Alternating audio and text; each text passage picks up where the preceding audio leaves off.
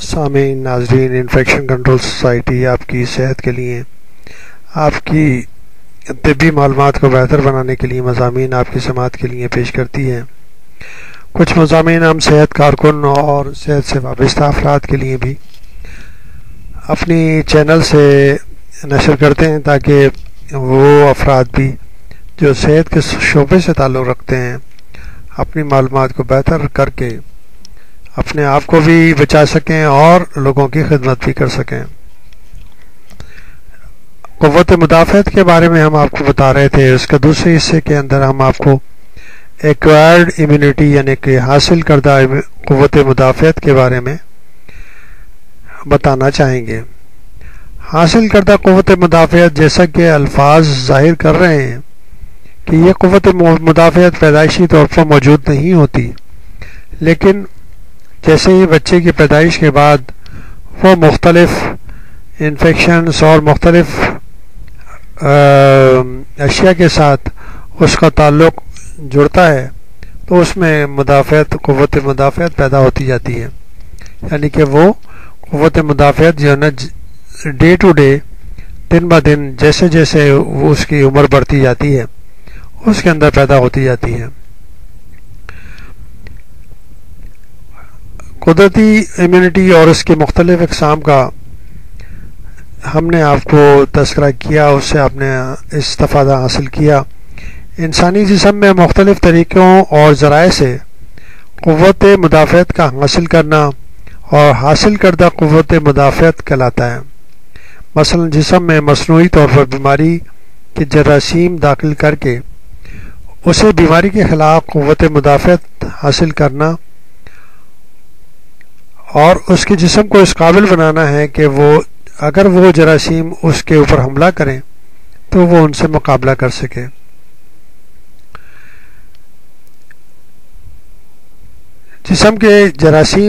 جسم میں داخل ہونے والے جراثیم اتنے کمزور ہوتے ہیں جو داخل کیے جاتے ہیں قوت مدافعت کے لیے کہ وہ بیماری پیدا نہیں کر سکتے۔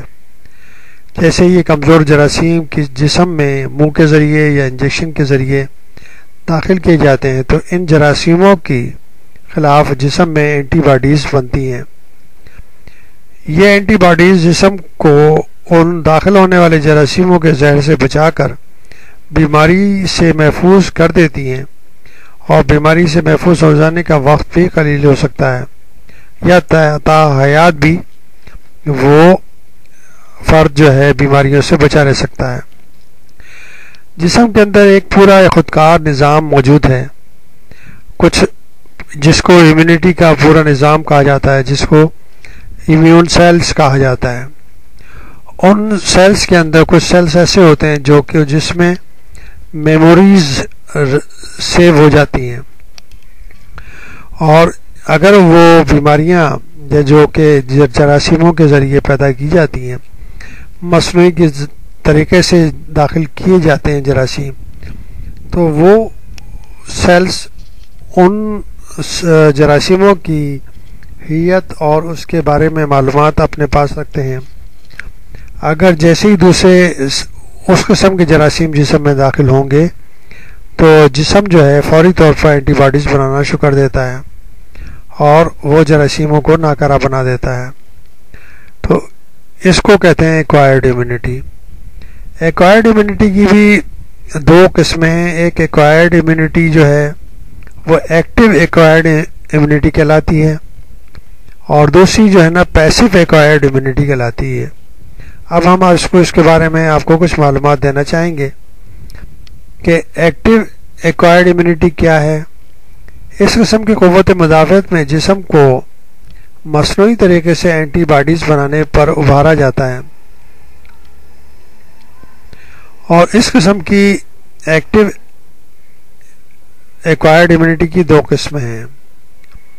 آرٹیفیشل ایکٹیو ایکوائرڈ امیونٹی، اس قسم کی قوت مدافعت کے حصول کے لیے مختلف قسم کے متعدی یعنی کہ جو لگنے والے امراض سے بچنے کے لیے ٹیکے لگائے جاتے ہیں، یعنی کہ ویکسینیشن کا جو عمل ہے یہ آرٹیفیشل ایکٹیو ایکوائرڈ امیونٹی کا ایک مثال ہے۔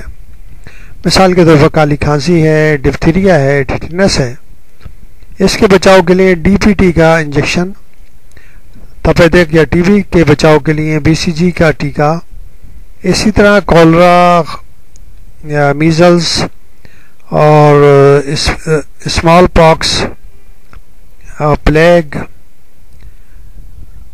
وغیرہ کے لیے مختلف یعنی کہ جو ہے ٹیکے لگائے جاتے ہیں اور ویکسینیشن کی جاتے ہیں.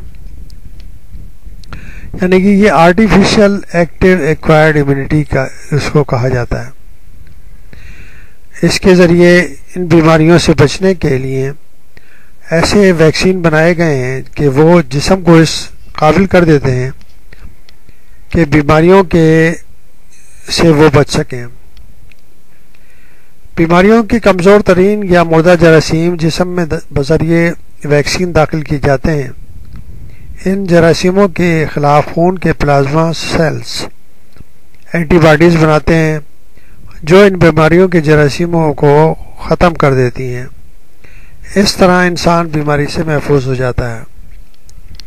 یہ تو ہم نے آپ کو آرٹیفیشل ایکٹیو ایکوائرڈ امیونٹی کے بارے میں بتایا. اب ہے نیچرل ایکٹیو ایکوائرڈ امیونٹی.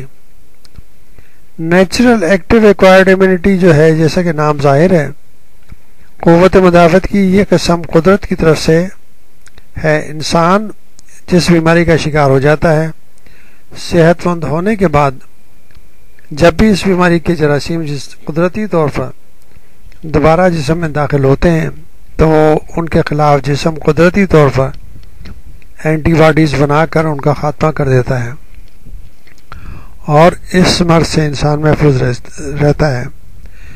مثال کے طور پر چیچک کا مرض ایک مرتبہ لاحق ہو جانے کے بعد دوبارہ نہیں ہوتا کیونکہ اس مرض کے خلاف قدرتی طور پر تاحیات اینٹی باڈیز سرگرم رہتی ہیں. جیسے ہی چیچک کے جراثیم یا وائرس قدرتی طور پر جسم میں داخل ہوتے ہیں تو ان کے خلاف اینٹی باڈیز ایکشن میں آ کر انہیں ختم کر دیتی ہیں. اب ہے passive acquired immunity. Passive acquired immunity آئندہ آنے والی بیماری کے خلاف دفاع کے لیے جسم میں تیار شدہ اینٹی باڈیز داخل کر دیے جاتے ہیں جس سے پیسیو ایکوائرڈ امیونٹی حاصل ہو جاتی ہے جو انسان کو آنے والی اس بیماری سے محفوظ رکھتی ہے جس کی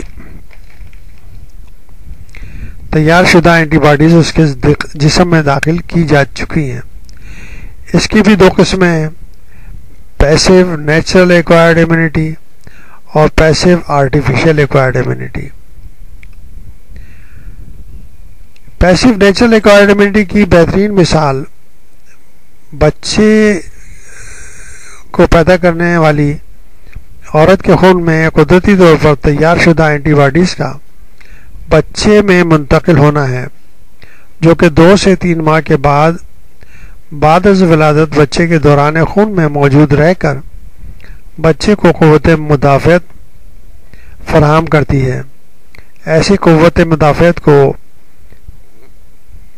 پیسیو نیچرل ایکوائرڈ امیونٹی کہا جاتا ہے. پیسیو آرٹیفیشل ایکوائرڈ امیونٹی کے بارے میں بتائیں گے ہم. مثلا بیماری کے جراثیم کو کسی اور جانور مثال کے طور پر گھوڑے میں داخل کر کے اس کے خون سے بننے والی اینٹی باڈیز کو خون سے حاصل کر کے انسانی جسم میں بیماری کے علاج کے لیے داخل کیا جاتا ہے. اس کی مثال ہم آپ کو دینا چاہیں گے کہ جسے اسنیک وینم ہے، سانپ کا زہر ہے. تو مختلف سانپ کے زہر جو ہے بہت ہی معمولی تعداد میں ہارس یعنی گھوڑے کے جسم میں داخل کیے جاتے ہیں. اس کے بعد وہ جو زہر ہے وہ اینٹی باڈیز اس کے خلاف گھوڑے کے جسم میں پیدا ہو جاتی ہے. اس کے خون کے اندر اینٹی باڈیز بننے لگتی ہیں. ان خون کی اینٹی باڈیز کو ایک اسٹیج پر جب وہ بن چکی ہوتی ہیں تو اس گھوڑے کا خون نکال کر اس میں سے وہ اینٹی باڈیز نکال کر ویکسین تیار کر لیے جاتے ہیں. اگر کسی فرد کو اسنیک بائٹ ہوتی ہے یا سانپ اگر کسی کو کاٹ لے اور اس کا زہر جو ہے نا اس کے اندر پھیلنے لگے تو وہ ویکسین اس میں لگائی جاتی ہے اور وہ جو ہے اتنی کارگر ہوتی ہے کہ وہ اس زہر کو نیوٹرلائز کر دے اور اس زہر کے عمل کو ختم کر دے. اس طرح یہ انسان جو ہے جس کو اگر اس نے ایک بائٹ ہوئی ہے وہ انسان بچ سکتا ہے. اس کو پیسو ایکوائرڈ ایبلٹی کہا جاتا ہے. مزید معلومات جو امینولوجیکل ریئیکشن ہے وہ اگلے مضمون میں ہم آپ کو بتانا چاہیں گے.